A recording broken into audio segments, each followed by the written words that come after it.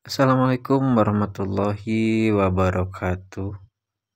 Selamat datang di channel kami dan terima kasih karena sudah klik video ini. Pada kesempatan ini saya akan berbagi pengalaman, lebih tepatnya berbagi pengalaman pahit saya mengenai budidaya tanaman cabai rawit merah atau CRM. Nah, seperti apa pengalaman pahitnya? Simak terus videonya. Untuk varietasnya ini merupakan cabai rawit prentul atau cempluk dan ditanam di dataran tinggi sekitar 1000 mdpl. Sekedar info, sebelumnya saya pernah tanam cabai ya. Cuman ini yang versi tidak serius karena ditanam di halaman rumah dan juga jumlahnya sedikit. Untuk yang ini merupakan tanaman cabai saya yang versi serius karena pakai modal ya. Jadi ini pakai pupuk dasar, pasang mulsa, juga perawatan lainnya. Jadi untuk kelasnya saya memang kelasnya masih pemula. Untuk pertumbuhannya cukup bagus. Dari masa awal pertumbuhan, masa vegetatif memasuki masa generatif. Untuk kelasnya pemula ya bisa dibilang cukup subur lah ya. Bunga yang jadi buah cukup banyak. Kemudian sempat ada bunga yang rontok. Kemudian saya bisa minimalisir. Namun setelah buah mau memerah atau menjelang panen pertama, nah seperti ini. Jadi setiap pemanenan itu selalu saja ada yang dicabut sama pohon-pohonnya. Untuk kualitas buah cukup bagus, besar dan juga mengkilat. Kemudian buahnya juga cukup banyak. Namun sayang sekali ini banyak yang busuk batang dan juga layu fusarium. Nah, seperti inilah kondisi cabai saya saat ini. Sangat memprihatinkan. Ini sudah tidak saya rawat lagi, tidak diberi nutrisi, fungisida, dan insektisida karena memang jamurnya ini sudah sangat parah dan sudah tidak bisa dikendalikan. Jadi setelah pohonnya mati lebih dari 60%, saya putuskan untuk tidak merawatnya lagi.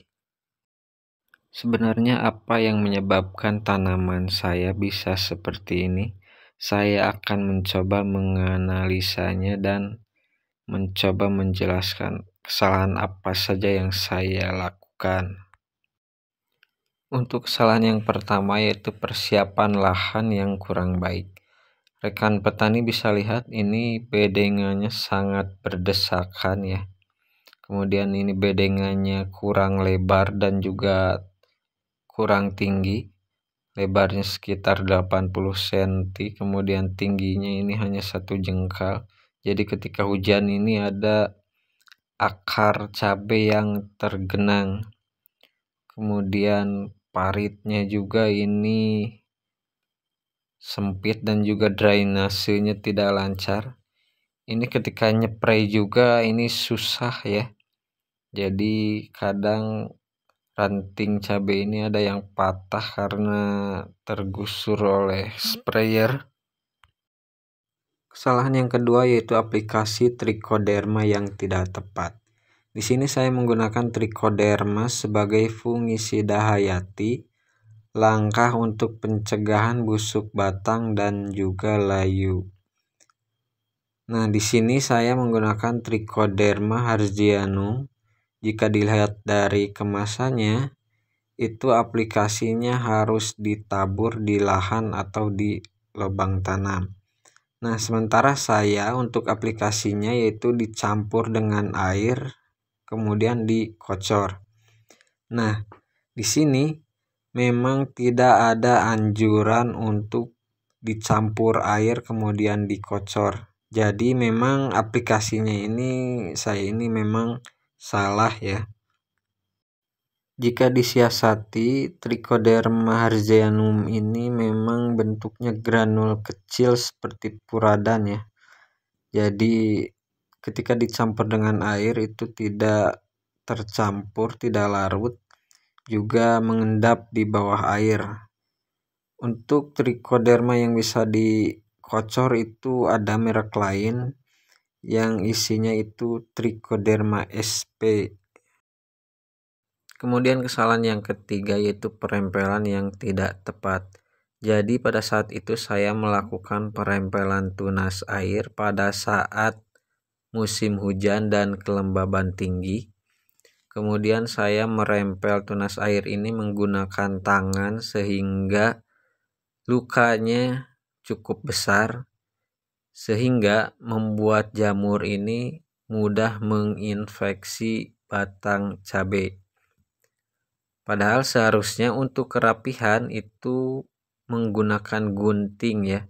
Dan sebaiknya pada musim hujan ini tidak melakukan perempelan tunas air. Untuk menghindari kelembaban yang tinggi, sebaiknya yang dirempel itu daun saja dan jangan tunas air. Dan setelah perempelan segeralah spray dengan fungisida. Kemudian kesalahan yang keempat yaitu minim aplikasi fungisida. Pada saat intensitas hujan sedang tinggi-tingginya, pada saat itu saya hanya memiliki fungisida dengan bahan aktif mancozeb dengan cara kerja kontak ya. Itu pun saya menggunakannya dengan interval sangat jarang ya. Padahal seharusnya fungisida ini diberikan secara rutin. Kemudian juga harus menggunakan fungisida dengan cara sistemik. Nah, sistemik ini juga harus dengan rollingan bahan aktif ya, agar menghindari resistensi atau kekebalan jamur. Yang kelima yaitu kesalahan arah bedengan. Kembali lagi ke persiapan lahan. Jadi bedengan saya ini arahnya itu sangat mirip dengan garis khatulistiwa atau arah matahari, yaitu memanjang dari timur ke barat. Nah, seharusnya diusahakan bedengan itu memanjang dari utara ke selatan, sehingga tanaman kanan kiri itu dari pagi sampai sore bisa bergantian lubang tanamnya tersinari oleh matahari.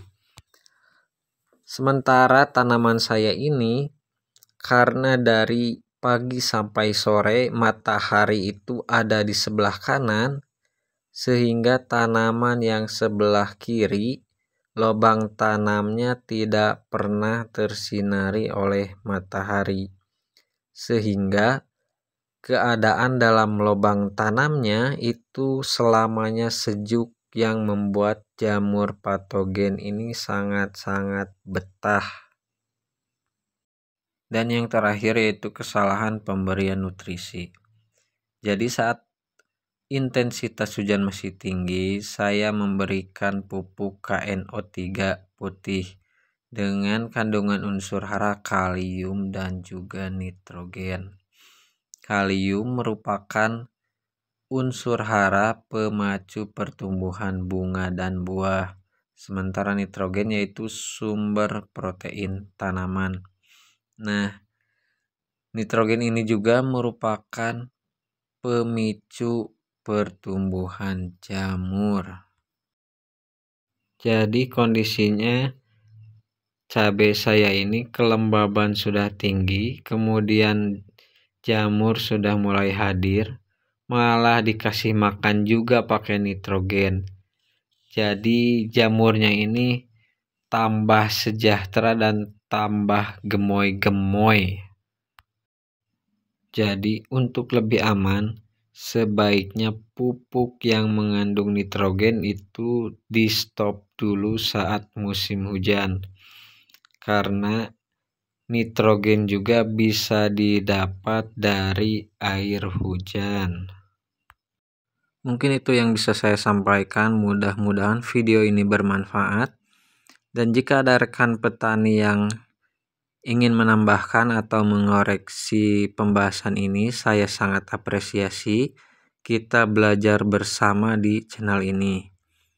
Untuk kedepannya saya akan kembali mencoba menanam cabai, tentunya dengan banyak evaluasi. Dari awal sampai akhir saya akan tampilkan, mau itu bagus ataupun mati lagi saya akan tampilkan. Namun harapannya semoga nanti tanaman cabai saya lebih maksimal.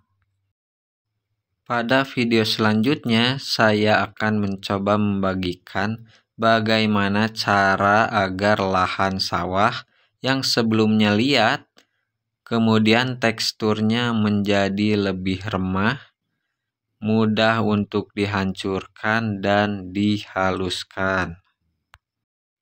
Kemudian pupuk dasar apa saja yang saya gunakan agar lebih berhati-hati untuk menghindari jamur. Akhir kata saya ucapkan terima kasih sudah menonton video ini. Insya Allah bertemu lagi di video selanjutnya. Wassalamualaikum warahmatullahi wabarakatuh.